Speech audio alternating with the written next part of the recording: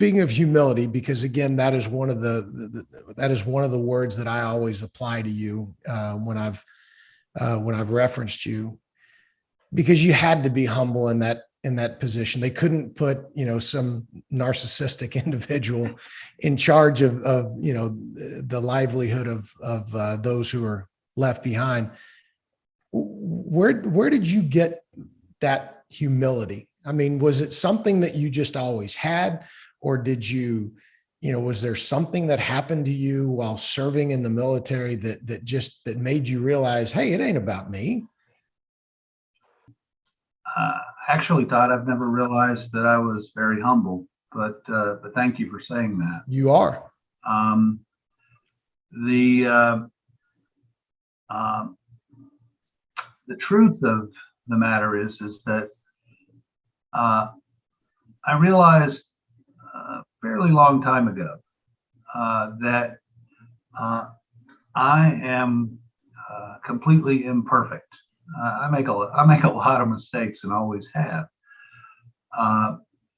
but it makes me feel better about all that and all those mistakes that I have made and make when I am able to do something to serve someone else.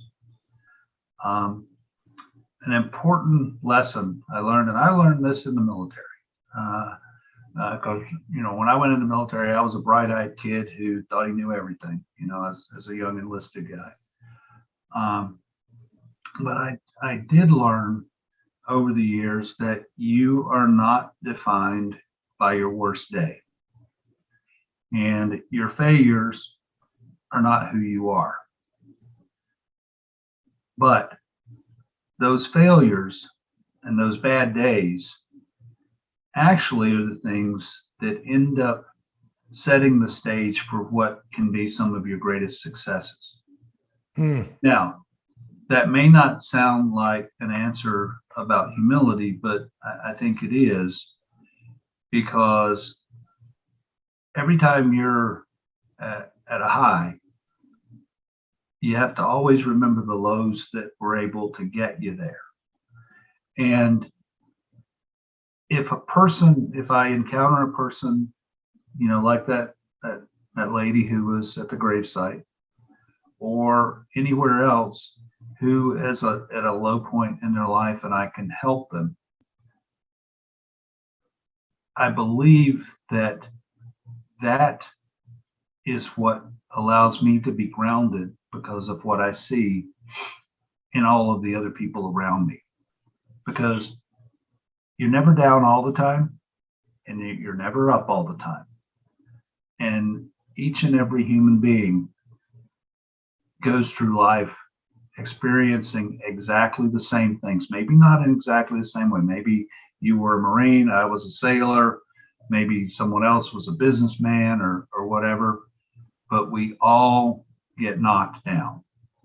And we all make mistakes. I mean, exactly. we let you pointed it out. We're human beings, and so you were telling me you were telling us all the story a few minutes ago about approaching this woman in her time of grief. Now, she turned the tables on you, obviously, but you told me before about a similar situation where you didn't react the same way, where there was someone who needed you at a point in their life, and you didn't pick up on it at that time.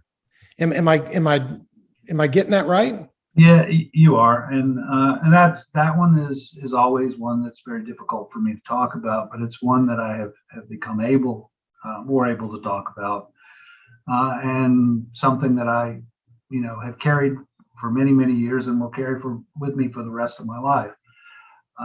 In my first command, young 04 command, I had a command chief. His name was Rick Tate, and he was primarily the person who was responsible for my success in command.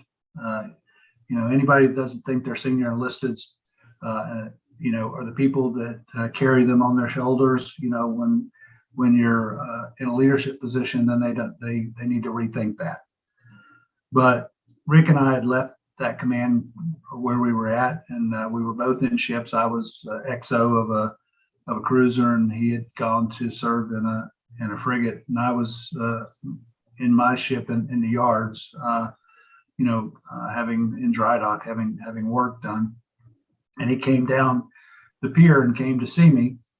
And as all XOs are, as the second in command, I was pretty busy, and I didn't have time to see him that day. But he was getting close to retirement, or at least I thought I didn't have time to see him, and I should have made time no matter what.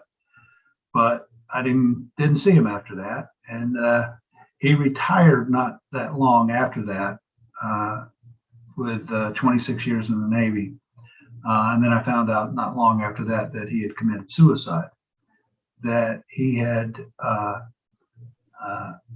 because he was retiring and his career in the Navy was over, he thought his life was over, and he ended up committing suicide. And, the only thing I could ever think after that is, well, what if he had needed me at that time, and I could have done or said something or helped him in some way that would have made a difference? And what if he were still here? What if he would have been able to enjoy that retirement that was coming, instead of thinking that that was the end? And because of that, I try my best to spend time with people when they ask for my time, because you never know what small, thing or gesture that you do for, with or for a person may make a real difference, in their life.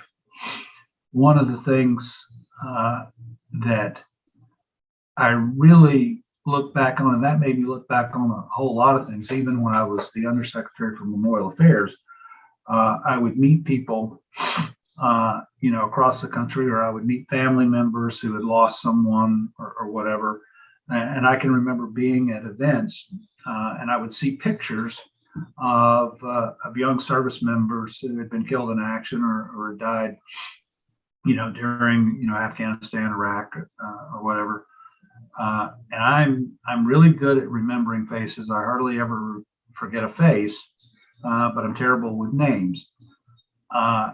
And I can remember a couple of instances where, I met family members.